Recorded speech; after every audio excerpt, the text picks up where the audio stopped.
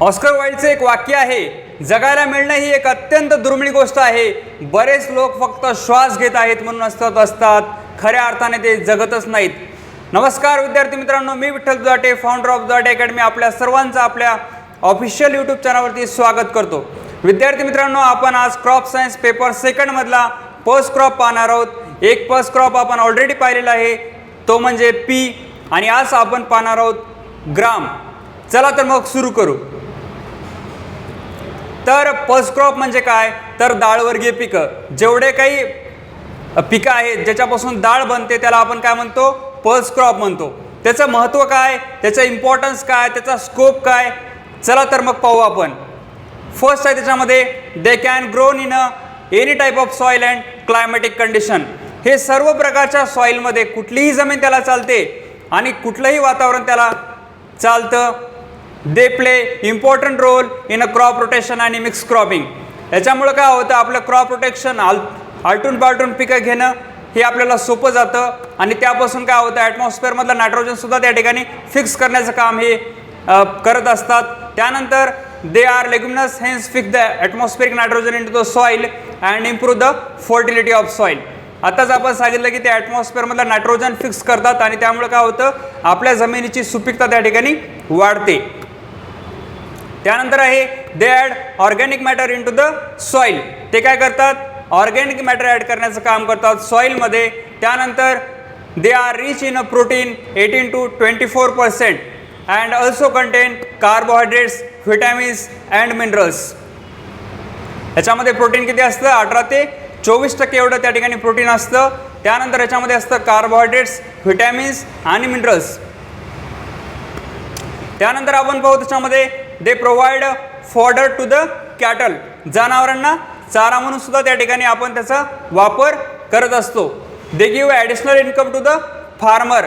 ते काय करतात, शेतकऱ्याला ॲडिशनल इन्कम देण्याचं सुद्धा काम करतात आणि त्यामुळे काय होतं, आपण त्याचं ट्रान्सपोर्ट सुद्धा करू शकतो आणि फॉरेनचं त्या ठिकाणी डॉलरमध्ये सुद्धा कमाई करू शकतो. They are short durational and crop and require less manures आणि फर्टिलायझर्स. हे कसं आहे, शॉर्ट ड्युरेशनमध्ये तर 3 ते 4 महिन्यामध्ये येणारं पीक आहे आणि त्यामुळे काय होतं, याला खत कमी लागतो. एक तर शेणखत पण कमी लागतो आणि रासायनिक खत पण कमी लागतो. त्यानंतर आहे they provide raw material to the various industries. वेगवेगळ्या इंडस्ट्रीला त्या ठिकाणी रॉ मटेरियल प्रोव्हाइड करण्याचं काम करतं. They can be grown in a green manuring crops.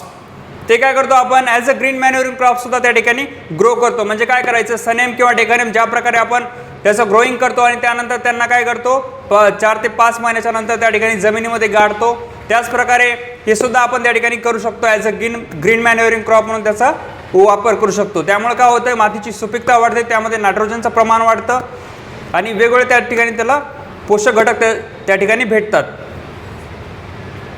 तर विद्यार्थी मित्रांनो, आपली बॅच सुरू होणार आहे 21 डिसेंबरपासून. तर आत्तापर्यंत तुम्ही ती जॉईन केली नसेल तर नक्की जॉईन करा. त्यामध्ये तुम्हाला काय काय भेटणार आहे, लाईव्ह लेक्चर्स भेटणार आहेत, त्यानंतर रेकॉर्डेड लेक्चर्स भेटणार आहेत, त्यानंतर तुम्हाला टेस्ट सिरीज भेटणार आहेत.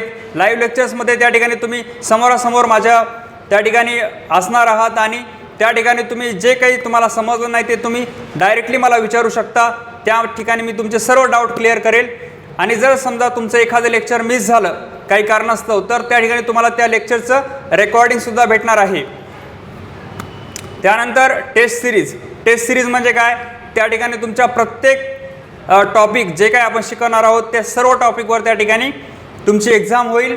त्यानंतर बोर्डाच्या 10 पेपर फर्स्टच्या 10 एक्झाम होतील आणि पेपर सेकंडच्या 10 एक्झाम होतील, बोर्डाच्या 40-40 मार्काच्या. त्यामुळं तुम्हाला काळजी करायचं काहीच कारण नाही. त्या ठिकाणी तुमचं सर्व त्या ठिकाणी प्रिपरेशन व्यवस्थित करून घेतलं जाईल आणि आपलं टार्गेट आहे 200 पैकी 200 मार्क्स मिळवणं. मॅक्झिमम जास्तीत जास्त विद्यार्थ्यांना त्या ठिकाणी 200 पैकी 200 मार्क्स मिळालेच पाहिजे. कारण मी स्वतः क्रॉप सायन्समध्ये 199 मार्क्स मिळवले आहेत आणि त्याचबरोबर आपल्या काही विद्यार्थ्यांनी सुद्धा त्या ठिकाणी 200 पैकी 190च्या वर मार्क्स मिळवलेले आहेत. त्यामुळं तुम्हीसुद्धा मिळू शकता आणि ही बॅच फक्त 30 विद्यार्थ्यांसाठी आहे. ऑलरेडी 15 ते 16 विद्यार्थ्यांनी त्या ठिकाणी रजिस्ट्रेशन केलेलं आहे. तर लिमिटेड सीट्स आहेत. तुम्हाला जर त्या ठिकाणी बॅच जॉईन करायची असेल तर त्या ठिकाणी नक्की जॉईन करा. तर ती बॅच जॉईन करण्यासाठी त्या ठिकाणी काही फीस आहे. 11वी आणि 12वीसाठी तुम्हाला जर स्पेशल बॅच त्या ठिकाणी करायची असेल तर त्या ठिकाणी तुम्हाला फीस आहे 4,999 रुपये. त्यानंतर तुम्ही 12वीसाठी करणार असाल तर तुम्हाला फीस आहे 3,999 रुपये. आणि तुम्ही 11वीसाठी करणार असाल तर त्या ठिकाणी तुम्हाला फीस आहे 2,999 रुपये. पण विद्यार्थी मित्रांनो, तुम्हाला एक ऑफर आहे तुमच्यासाठी स्पेशल. तर ती ऑफर अशी आहे, जर तुम्ही 3 दिवसाच्या आत त्या ठिकाणी ॲडमिशन केलं तर तुम्हाला 20% त्या ठिकाणी डिस्काउंट भेटणार आहे. एवढी फीस तुम्हाला भरायची नाही आहे. तुम्हाला फक्त फीस भरायची 11वी 12वीसाठी जर तुम्ही करणार असाल कंप्लीट बॅच तर त्या ठिकाणी तुम्हाला आहे 3,999. आणि तुम्हाला फक्त 12वीसाठी करायची असेल तर तुमच्यासाठी फीस आहे फक्त 2,999 रुपये. आणि जर तुम्ही फक्त 11वीसाठी करणार असाल तर तुमच्यासाठी फीस आहे 1,999. तर विद्यार्थी मित्रांनो, नक्कीच या ऑफरचा तुम्ही लाभ घ्या आणि जास्तीत जास्त विद्यार्थ्यांनी त्या ठिकाणी क्रॉप सायन्स शिकण्यासाठी त्या ठिकाणी ॲडमिशन घ्या. आणि नक्कीच तुम्हाला त्या ठिकाणी भविष्यामध्ये सुद्धा त्याचा फायदा होईल. तुम्ही BSc ॲग्रिकल्चरला गेल्यानंतर तुम्हाला हे क्रॉप सायन्स जशाल तसं आहे. तुमचे बोर्डाचे मार्क्स तर वाढतीलच, त्याचबरोबर तुम्हाला भविष्यामध्ये सुद्धा त्या ठिकाणी भरपूर त्या ठिकाणी फायदा आहे, स्कोप आहे त्या ठिकाणी. तुम्ही नक्की त्या ठिकाणी ॲडमिशन घेऊ शकता. ते ॲडमिशन घेण्यासाठी त्या ठिकाणी तुम्हाला पेमेंट करायचे 9764861306 या नंबरवरती. तुम्ही फोनपेने करू शकता किंवा गुगल पे किंवा पेटीएम या तिन्हीपैकी कुठल्याही मेथडनं त्या ठिकाणी तुम्ही पेमेंट करू शकता आणि तुमचं ॲडमिशन फिक्स करू शकता. आणि त्याचबरोबर तुम्हाला जर समजा काही अडचण येत असेल पेमेंट करण्यासाठी किंवा तुमचे काही क्वेश्चन वगैरे असतील तर त्या ठिकाणी तुम्ही काय करा, 9764861306 या नंबरवर त्या ठिकाणी तुम्ही मला डायरेक्टली कॉल करा आणि त्या ठिकाणी मला विचारा की सर कशाप्रकारे बॅच होणार आहे, कशाप्रकारे त्या ठिकाणी तुम्ही लेक्चर्स घेणार आहेत. आपण ॲपच्या माध्यमातून त्या ठिकाणी लेक्चर्स घेणार आहोत. दुधाटे अकॅडमी ॲपची लिंक डिस्क्रिप्शनमध्ये दिलेली आहे. ते ॲप त्या ठिकाणी तुम्हाला डाउनलोड करायचे. त्यानंतर तुम्हाला बाकी सर्व अपडेट्स दिले जातील आणि पेमेंट केल्यानंतर तुम्हाला त्या ठिकाणी पेमेंटचा स्क्रीनशॉट पाठवायचा आहे. याच नंबरवरती 9764861306 याच नंबरवरती, हाच आपला व्हॉट्सअप नंबरसुद्धा आहे. त्या ठिकाणी तुम्हाला स्क्रीनशॉट पाठवायचा आहे. त्याचबरोबर तुमचं नाव, त्यानंतर तुम्ही कुठे राहता, तुमचं व्हिलेज, तालुका, डिस्ट्रिक्ट त्या ठिकाणी ॲड करायचे आणि तुम्ही 11वीसाठी करत आहात का 12वीसाठी करत आहात हे सुद्धा त्या ठिकाणी तुम्हाला मेसेज करून त्या ठिकाणी व्हॉट्सअपला पाठवायचे. तर आजचा टॉपिक आहे आपला चिकपी. तर ग्रीन ग्राम किंवा त्याला चिकपी म्हणतो. चिकपी म्हणजे काय, हरभरा. हरभरा तुम्ही सगळ्यांनी खाल्लेला असेलच. मला तरी नाही वाटत असं कोणी असेल की ज्यांनी हरभरा नाही खाल्ला. तर त्याचं बॉटॅनिकल नेम आहे सिसर ॲरेंटिनम. तर बॉटॅनिकल नेमला काय करायचं असतं, 2 सेपरेट अंडरलाईन करायचे असतात. First underline is for Cicer, second underline is for arietinum. Cicer काय हे जीनस आहे आणि ॲरेंटिनम हे आहे त्याचं स्पेसिस. त्याची फॅमिली आहे लेग्युमिनसी. त्याचं ओरिजिन आहे साऊथ वेस्ट आशिया. साऊथ वेस्ट आशिया हे त्याचं ओरिजिन आहे. त्या ठिकाणी त्याचा उगम झालेला आहे. त्या ठिकाणाहून ते आपल्याकडे आलेलं आहे. त्यानंतर त्याच्या व्हरायटीज कुठल्या कुठल्या आहेत, वारंगाळ, N59, गुलाब, विजय, त्यानंतर फुलेजियस, विश्वास, ICC3, ICC-V10, चाफा, N31, BDN93, हलवा, त्यानंतर फुले जीवन, त्याला आपण विकाससुद्धा म्हणतो. त्याचबरोबर ICC-V2, ICC-V5 अशा भरपूर साऱ्या त्या ठिकाणी व्हरायटी आहेत विद्यार्थी मित्रांनो. पण तुम्ही त्या ठिकाणी मोजक्या त्या ठिकाणी 4 व्हरायटी त्या ठिकाणी एक्झाममध्ये लिहायच्या आहेत. तुम्हाला ज्या लक्षात राहतील त्या व्हरायटी त्या ठिकाणी तुम्ही एक्झाममध्ये लिहा. त्यानंतर आपण पाहू त्याच्यामध्ये काबुली चना व्हरायटीज. तर काबुली चना व्हरायटीज आहेत त्याच्यामध्ये श्वेता, विराट, काबुली 2. त्यानंतर त्याचं पाहू आपण इकॉलॉजी. इकॉलॉजी म्हणजे काय, study of climate and soil. त्याच्यामध्ये फर्स्ट वन आहे क्लायमेट. आता याला क्लायमेट कशा प्रकारचं लागतं, gram is a winter crop. हे कसं आहे, हिवाळ्यामध्ये येणारं पीक आहे. Requires cool and dry climate. याला कसं लागतं, थंड आणि कोरडं वातावरण त्या ठिकाणी लागतं आणि त्याला टेम्परेचर रेंज लागते 18 ते 25 डिग्री सेल्सिअस एवढी त्या ठिकाणी टेम्परेचर रेंज लागते. त्याला रेनफॉल लागतो 700 ते 1000 मिलीमीटरपर्यंत त्या ठिकाणी त्याला रेनफॉल लागतो. त्यानंतर frost and cloudy weather during flowering reduce the flowering and seed setting. त्यामध्ये काय होतं, ज्यावेळेस ढगाळ वातावरण असतं आणि ज्यावेळेस धुकं पडायला लागतं त्यावेळेस काय होतं, फ्लावरिंग स्टेज त्या ठिकाणी अफेक्ट करते. त्याचबरोबर आपले सीड व्यवस्थित त्या ठिकाणी पॉडमध्ये सेट होऊ शकत नाहीत. तर अशी कंडिशन त्या ठिकाणी आपल्याला हानिकारक आहे पिकासाठी. त्यानंतर आपण बघू त्याच्यामध्ये सॉईल, माती कशा प्रकारची लागते, तर त्याला सॉईल लागते. It can be grown in a well drained and fertile soil. माती त्या ठिकाणी पाण्याचा व्यवस्थित निचरा होणारी त्या ठिकाणी जमीन पाहिजे आपल्याला आणि त्याचबरोबर सुपीक जमीन पाहिजे. त्यानंतर soil like light soil, medium soil, black soil, alluvial soil, clay soil, sandy loam soil आणि त्याचा pH पाहिजे 6.5 to 7.5. त्यानंतर आपण पाहू त्याच्यामध्ये it can not be grown in a water locked conditions.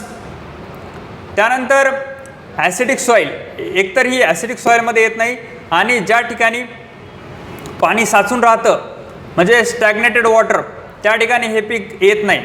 त्याच्यानंतर आपण पाहू लँड प्रिपरेशन, जमीन तयार कशी करायची.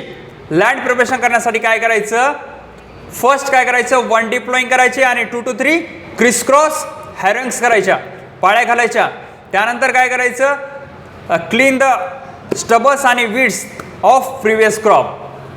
त्यानंतर लँड प्रिपरेशन कम्प्लिटेड. त्यानंतर आपण पाहू सोईंग सीझन. तर या पिकासाठी सोईंग सीझन आहे. रब्बी सीझनमध्ये त्या ठिकाणी आपण याची हे करू शकतो, पेरणी करू शकतो. तर त्याचं सीझन त्याच्यामध्ये ऑक्टोबर ते नोव्हेंबर दरम्यान त्या ठिकाणी आपण त्याची पेरणी करू शकतो. लक्षात ठेवा या ठिकाणी ज्यावेळेस तुम्ही रब्बी क्रॉप्स त्या ठिकाणी लिहिता, ज्यावेळेस पेपर सेकंड जो आहे तो आपला रब्बी क्रॉपवर आहे आणि पेपर फर्स्ट आहे तो खरीप क्रॉपवर आहे. ज्यावेळेस तुम्ही खरीप क्रॉप लिहिता त्यावेळेस जून टू जुलै लिहायचं. ज्यावेळेस तुम्ही रब्बी क्रॉप म्हणजे पेपर सेकंडमध्ये लिहिता त्यावेळेस ऑक्टोबर टू नोव्हेंबर ही त्याची आयडियल त्या ठिकाणी ही आहे सोईंगची त्या ठिकाणी डेट किंवा सीझन आहे. त्यानंतर त्याच्यामध्ये सीड ट्रीटमेंट पाहू आपण. सीड ट्रीटमेंट कशी करायची. फर्स्ट सीड ट्रीटमेंट आहे ऑर्गॅनो मर्क्युरियल क्लोराईड सोबत, सेकंड आहे रायझोबियम कल्चर सोबत. फर्स्ट वन पाहू आपण ऑर्गॅनो मर्क्युरियल क्लोराईड सोबत. त्यामध्ये काय करायचं, 1% ऑर्गॅनो मर्क्युरियल क्लोराईड, ॲग्रोसन, सिरेसन, थायरम, बाविस्टिन अशा कुठल्याही एक त्या ठिकाणी घ्यायचं. 3 ग्राम घ्यायचं, 1 किलो सीडमध्ये त्या ठिकाणी मिक्स करायचं प्रॉपरली. त्या ठिकाणी काही वेळासाठी त्या ठिकाणी ड्राय होऊ द्यायचं. त्यानंतर काय करायचं, त्याची पेरणीसाठी आपण त्या ठिकाणी वापरायचं. त्यानंतर आहे रायझोबियम कल्चर. आता रायझोबियम कल्चरसोबत सीड ट्रीटमेंट कशी करायची. Before sowing seeds are treated with the rhizobium culture at the rate 250 grams per 10 kg of seeds. This seed treatment helps to fix the atmospheric nitrogen and increases the root nodulation. त्यानंतर आहे त्याच्यामध्ये sowing method. Rhizobium कल्चरचं एकदम सोपं आहे. त्या ठिकाणी 250 gram rhizobium culture घ्यायचं, 10 kilo सीडसोबत mix करायचं प्रॉपरली आणि त्या ठिकाणी याचा फायदा काय होतो तर ॲटमॉस्फिअरमधलं जे काही नायट्रोजन आहे ते फिक्स करण्याचं काम हे रायझोबियम कल्चर करत असतं. त्यानंतर आपण पाहू त्याच्यामध्ये सोईंग मेथड. फर्स्ट वन आहे ड्रिलिंग, सेकंड आहे डेव्हलिंग, थर्ड आहे ब्रॉडकास्टिंग, फोर्थ आहे सोईंग बिहाइंड द फ्लो. तर एक एक आपण त्या ठिकाणी समजून घेऊ. फर्स्ट आहे ड्रिलिंग. ड्रिलिंग म्हणजे काय तर with the help of seed drill त्या ठिकाणी सीड्स त्या ठिकाणी सो करायचे विथ युनिफॉर्म त्या ठिकाणी row to row distance maintain करायचा आणि plant to plant distance maintain करून त्या ठिकाणी आपण पेरणी करतो, त्याला आपण काय म्हणतो ड्रिलिंग म्हणतो. डिबलिंग म्हणजे काय with the help of dibbler, डिबलरच्या सहाय्याने make a hole and place a seeds in to that hole, then hole is covered. त्या ठिकाणी त्याला आपण म्हणतो डिबलिंग मेथड. त्यानंतर ब्रॉडकास्टिंग मेथड. ब्रॉडकास्टिंग मेथड म्हणजे काय तर आपण डायरेक्टली हाताने त्या ठिकाणी सीड शिंपडून टाकतो, त्याला आपण काय म्हणतो ब्रॉडकास्टिंग म्हणतो. त्यानंतर आहे सोईंग बिहाइंड द फ्लो. म्हणजे नांगराच्या पाठीमागं त्या ठिकाणी काय होतं एखाद्या वेळेस आपल्याला पाण्याची कमतरता असते किंवा त्या ठिकाणी जमिनीमध्ये ओलावा नसतो, त्यावेळेस काय करायचं असतं डायरेक्ट नांगराच्या सहाय्याने त्या ठिकाणी पुढं नांगर चालू द्यायचा आणि पाठीमागं त्या ठिकाणी सीड प्लेस करायची, त्याला आपण काय म्हणतो सोईंग बिहाइंड द फ्लो. त्यानंतर आपण पाहू त्याच्यामध्ये सीड रेट आणि स्पेसिंग. सीड रेट किती लागतो, त्याची स्पेसिंग किती आहे. Seed rate of gram is 40 to 60 kg per hectare. 40 ते 60 किलो त्या ठिकाणी सीड रेट लागतो आपल्याला एका हेक्टरमध्ये. त्यानंतर त्याची स्पेसिंग लागते 30x10 सेंटीमीटर एवढी त्या ठिकाणी स्पेसिंग लागते. आणि इरिगेटेडची स्पेसिंग लागते 45x10 सेंटीमीटर. नेक्स्ट पार्ट आहे आपला मॅन्युअर्स आणि फर्टिलायझर्स. तर त्याच्यामध्ये आपल्याला खत किती लागतो, 10 ते 12 टन त्या ठिकाणी FOM ॲड करायचं आपल्याला एका हेक्टरमध्ये. त्यानंतर कधी करायचं आहे, लँड प्रिपरेशनच्या टाईमला. त्यानंतर डोस फॉर इरिगेटेडसाठी डोस द्यायचा आहे 25-50 NP kg पर हेक्टर आहे त्या ठिकाणी. नायट्रोजन आणि फॉस्फरस त्या ठिकाणी ॲड करायचे, पोटॅशियमची आपल्याला आवश्यकता नसते. त्यानंतर रेनफेडसाठी आहे 15 आणि 30 NP नायट्रोजन आणि फॉस्फरस त्या ठिकाणी ॲड करायचे पर हेक्टर. पोटॅशियम या ठिकाणी सुद्धा लागत नाही. त्यानंतर all quantity of N and P is given at the time of sowing. पेरणीच्या वेळेस त्या ठिकाणी सर्व खत त्या ठिकाणी देऊन टाकायचं. त्यानंतर आहे इरिगेशन. आता पाणी कसं द्यायचं, ग्राम क्रॉप इज जनरली त्या ठिकाणी त्याला रेनफेड म्हणून घेतो आपण, त्याच्या पाऊस त्या ठिकाणी पडत असतं त्यामुळे त्याला पाणी द्यायची गरज नाही. पण ज्यावेळेस आपण त्याला इरिगेटेड म्हणून घेत असतो त्यावेळेस आपल्याला कधी पाणी द्यायचं आहे, 40 ते 50 दिवसाच्या अंतराने त्या ठिकाणी पाणी द्यायचं आहे. कुठल्या स्टेजला पाणी द्यायचं आहे, फ्लावरिंग स्टेजला पाणी द्यायचं आहे. त्यानंतर पॉड फॉर्मेशन स्टेजला या ठिकाणी पाणी द्यायचं आहे. आणि त्याच्यामुळे आपल्याला फायदा काय होतो, तर त्याच्यामध्ये इरिगेशन दिल्यामुळे आपल्या उत्पन्नामध्ये वाढ होते. त्यानंतर आहे त्याच्यामध्ये क्रॉप रोटेशन आणि मिक्स क्रॉपिंग. तर क्रॉप रोटेशन म्हणजे काय, तर आलटून पालटून त्या ठिकाणी पिकं घ्यायची, एकच पीक त्या ठिकाणी घ्यायचं नाही. Gram crop is rotated with groundnut, bajra, jowar, maize अशा वेगवेगळ्या त्या ठिकाणी क्रॉप त्या ठिकाणी रोटेशन करू शकतो आपण. जर या ठिकाणी ग्राम घेतलं, पुढच्या वेळेस काय करायचं, ग्राउंडनट घ्यायचं, त्याच्यानंतर बाजरा घ्यायचं, नंतर ज्वारी घ्यायचं, असे वेगवेगळे त्या ठिकाणी पिकं घेत जायचे. एकाच जमिनीमध्ये एकच पीक त्या ठिकाणी घ्यायचं नाही, त्याला आपण काय म्हणतो, क्रॉप रोटेशन म्हणतो. आणि मिक्स क्रॉपिंग म्हणजे काय, 2 पीक त्या ठिकाणी एकत्र त्या ठिकाणी सोईंग करायची. तर आपण त्या ठिकाणी काय करू शकतो, फीट घेऊ शकतो ग्रामसोबत, किंवा ग्रामसोबत रब्बी ज्वार घेऊ शकतो. त्याचबरोबर ग्राम आणि सॅपफ्लॉवर एकत्र घेऊ शकतो. त्याचबरोबर ग्राम आणि लिनसीड किंवा ग्राम आणि मस्टर्ड अशी पिकं त्या ठिकाणी एकत्र घेऊ शकतो, त्याला आपण काय म्हणतो, मिक्स क्रॉपिंग म्हणतो. ठीक आहे. तर आज या ठिकाणी आपण आजचं लेक्चर या ठिकाणी स्टॉप करू. जर तुम्हाला ती बॅच जॉईन करायची असेल त्या ठिकाणी तुम्हाला नंबर दिलेला आहे 9764861306 या नंबरवर त्या ठिकाणी तुम्ही पेमेंट करू शकता आणि त्या ठिकाणी बॅच जॉईन करू शकता. आणि त्याचबरोबर तुमचं काही क्वेश्चन असतील त्या बॅच रिलेटेड तर त्या ठिकाणी तुम्ही मला डायरेक्टली कॉल करा आणि त्या ठिकाणी मला क्वेश्चन्स विचारा. मी त्या ठिकाणी तुमचे सर्व डाऊट क्लिअर करेल आणि त्या ठिकाणी तुम्हाला सर्व इन्फॉर्मेशन देईल. हा व्हिडिओ तुम्ही जास्तीत जास्त तुमच्या मित्रांपर्यंत शेअर करा, जेणेकरून त्यांनासुद्धा त्या बॅचचा फायदा होईल. आणि नक्कीच ती बॅच डेडिकेटेड आहे, त्यामध्ये तुम्हाला फोकस त्या ठिकाणी 200 पैकी 200 मार्कावर असेल आणि तुम्ही नक्कीच त्या ठिकाणी जास्तीत जास्त मार्क त्या ठिकाणी स्कोअर करू शकता. ठीक आहे, धन्यवाद.